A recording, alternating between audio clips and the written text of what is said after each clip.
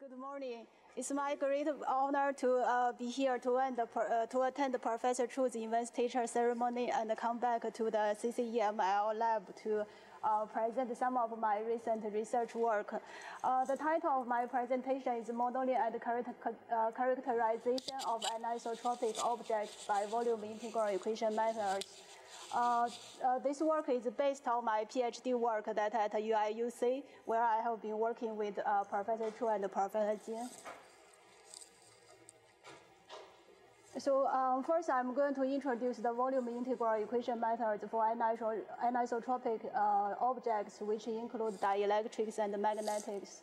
Then I'm going to talk about how to calculate the near field using this method and also the computation of power absorption. Then I'm going to show you some inversion problems where I have linked this volume integral equation method with the inverse problems. Then finally, I'm going to show some numerical examples and make the conclusion. So the original motivation for this work is to build a volume integral equation method that is used to characterize the scattering and propagation property of generalized anisotropic dielectric and magnetic objects. This is the domain configuration for this for the problem. In this problem, we have a volume object that is placed in the free space with a volume Vd, a surface Sd, and a normal direction Nd here. We consider the material property, both the permittivity and the permeability, as anisotropic tensors. So we consider they are directional dependent material properties. So both of them are 3x3 matrix, 3x3 full matrix. Also, we are going to consider the conductivity is anisotropic also. So here I didn't show the conductivity sigma. So to solve this method, there are different CEM methods that can be used to solve these anisotropic objects problems, which are the finite difference method, finite element method, and the volume integral equation methods. Compared to the finite difference method and finite element method, the volume integral equation method, since it uses dielectric Greens function and doesn't have dispersion error as the finite difference method, so it has better convergence and efficiency using this method compared to the finite difference and finite element method. But there are also some costs for the integral equation-based methods, such as we need to solve the dense matrix to save the dense matrix also. So this method is built from the 3D vector wave equation. Here is the wave equation for the total electric field. Then we use the definition for dielectric Greens function. We convert this 3D vector wave equation into volume integral equations. So by using the dielectric Greens function, we can get two volume integral equations. The first equation is built for the electric field. It says that the total electric field equals to the incident field plus the scattered field from the induced magnetic current and the induced electric current. So the second equation is built from the total magnetic field. Then we solve these two volume integral equation using the moment method. So which first we are going to discretize the object using tetrahedral element. Then we are going to expand these unknowns since we are going to solve E and H in these equations. So we are going to expand them using the edge element that defined on each edge of the tetrahedral element. So the electric field are going to be expanded with the basis function and also coefficient. And the magnetic field also expanded with the coefficient, also the same basis function. So this is the discretized form of this original volume integral equation. Then we test it using the same basis function, still using the curve-conforming edge element, which is popularly used in the FEM method. So then we are going to get the matrix equation, which is a dense matrix. So this is the incident element. This is the impedance matrix, which include 4 blocks. So the first block is the electric field that is due to the electric current. The second one is the electric field due to the magnetic current. Then we have 4 small matrix blocks. So then by solving this equation, we can get the coefficient I and J. So after we get I and J, then we can get the total field E and H in the whole solution domain. So this is the idea how we solve this volume integral equations. So next, I'm going to show you some examples by using these equations. The first example is for a single sphere. We consider that a sphere has a relative permittivity of 2.2 and also a radius of 0.2 lambda that is placed in the free space. It is incident by a plane wave. Then we calculate the RCS for this problem in the far field. We compare the results using different meshes with the mean series result. The lower figure shows the RCS error, which is root mean square error that is compared to the mean result. So we see the x-axis is the number of meshes. We see that when the mesh increases, the error decreases almost linearly. So it has very good convergence in terms of the mesh for this problem. So this is an isotropic sphere. We use it to verify this method. The second problem is a magnetic sphere. We consider this sphere is, has a relative permeability that is equal to 2.2. It has a radius of 0.15 lambda. Then it is also incident by a plane wave, which has a phi polarized. So we calculate the RCS using this method from different mesh densities, then compare it with mean series. The solid line is the RCS error convergence for this method. So we get a very good convergence for the magnetic material also by using this method. So the third example is a test for some anisotropic dielectric sphere. There are many complex anisotropic objects, either in the nature or from the metal materials. So here we consider that the epsilon r is a triaxial tensor. It has a value that are equal to each other in the x and y direction. Then it has a different value in the z direction. So we calculate the RCS value using two different meshes. The result agree very well. This example is a plane wave scattering of a gyrotropic magnetic spherical shell. We model a spherical shell that with a plane wave incidence.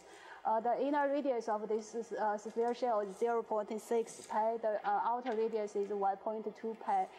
We consider the relative permeability for this spherical shell is a gyrotropic anisotropic 3x3 matrix. So here it also includes some complex numbers in non-diagonal terms. So we calculated the RCS and compared with the result that using an analytical method published in this reference paper, we get a very good agreement. So the dotted point is the result that is from the reference paper that we take out from the paper, and the solid line is our result. So we have a very good agreement for this magnetic spherical shell. This is the error convergence for the GM-RES method. It shows very good convergence using the iterative method for this VIE method. So the next example, I'm going to show some results that for the inhomogeneous objects, we have done some just method using a single object. So here here are some results for inhomogeneous objects. So the first example is two cubes that are placed close to each other. This is the dimension for each cube. It is incident by plane wave at a frequency of 0.1 gigahertz. Then we consider the material in 4 cases. Like the first case, we consider for both of these two cubes, we consider they are dielectric. So the relative permeability equals to the identity I. So here we consider, for the first case, we consider epsilon R1 is an isotropic cube equals to 2. The second one is relative permittivity is equal to 4. Similarly for the case 2 and case 3. But for case 4, we consider both of these two cubes are anisotropic materials, dielectrics. So we simulated these 4 cases, 4 different cases for different material properties. We calculated the RCS result and compared the first 3 cases using classic VIE method, that is using SWG basis functions. So we got a very good agreement. But for the last case, since it's inhomogeneous and isotropic, so we haven't compared with, because the classic VIE are not capable to simulate this case yet, so we didn't verify this case yet. But we can see that there are very good agreement for the first 3 cases. And these are the residue area convergence for all these 4 cases by using GMRS method. We can see we got a very good convergence even for inhomogeneous materials.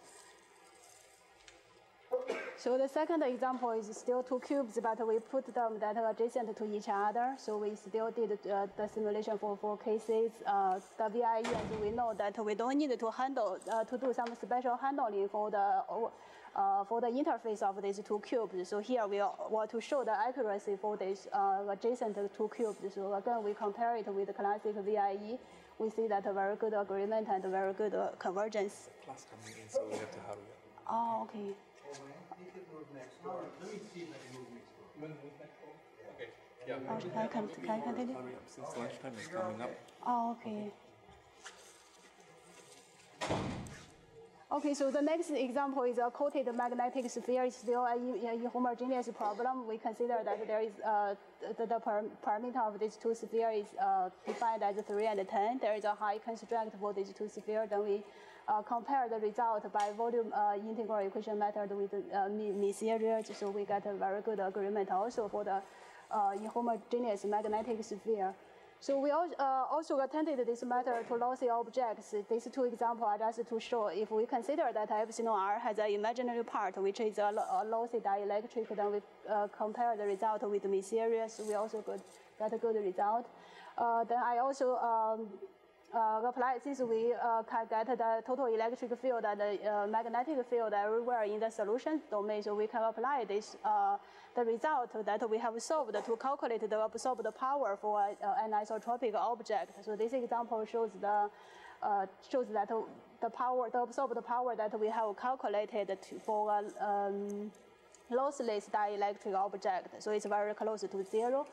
In order to get accurate power absorption power, so we need to get a very accurate near field. So here we show a picture of the near field that is inside of the sphere, which is very the value for the near field is very close to the analytical value at low frequencies. So the next part is the inversion for the anisotropic project. So we consider that we get some measurement for the anisotropic object using the transmitter and the receivers. Both of them are either the magnetic dipole or electric dipole. Then we put it close to 2 objects. So we are trying to reconstruct these material properties for these 2 objects. So here it is going to be an inverse problem. We assume that we know the scattered electric field. Then we are going to reconstruct this relative permittivity and reconstruct this permeability. So we convert this problem.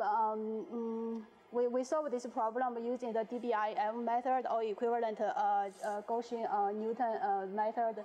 Then this problem can be converted into minimization of cost function problem. So we are going to minimize this cost function.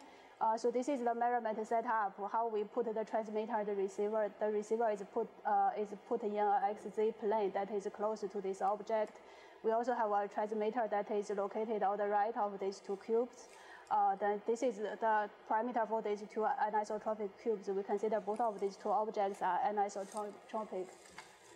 So this picture shows that here, since we don't have the measurement data, so I use the synthetic data as the measurement data. Here, these are the synthetic data that we have got from different transmitter and receiver polarization. So here we get the different scattered field at the receiver point.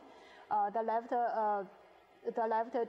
figures are when the receivers are when the transmitter and the receiver are on the same side of the object. The second figure is when the receiver and the transmitter are in the opposite side of the object. Then using those synthetic data, and also I added some noise to the data. So as the measurement data, then we reconstructed the material property for these 2 objects. So these are the inversion results. Still, the left part is using the inversion results using the different transmitter and receiver polarizations. you can see some of them are converges well, and some of doesn't. So from these figures, we can see which measurement has higher sensitivity to the anisotropic objects. It's pretty obvious that we can find some very sensitive measurement that is very sensitive to the anisotropic. So this is the inversion result for this object. So right now we haven't extended the inversion method to reconstruct the geometry yet. We are still focused on reconstruct the material property. So next we are going to using the inversion method and the VIE method to reconstruct the geometry also. So that's going to be the future work, I think. This is the summary for this work. Thank you very much.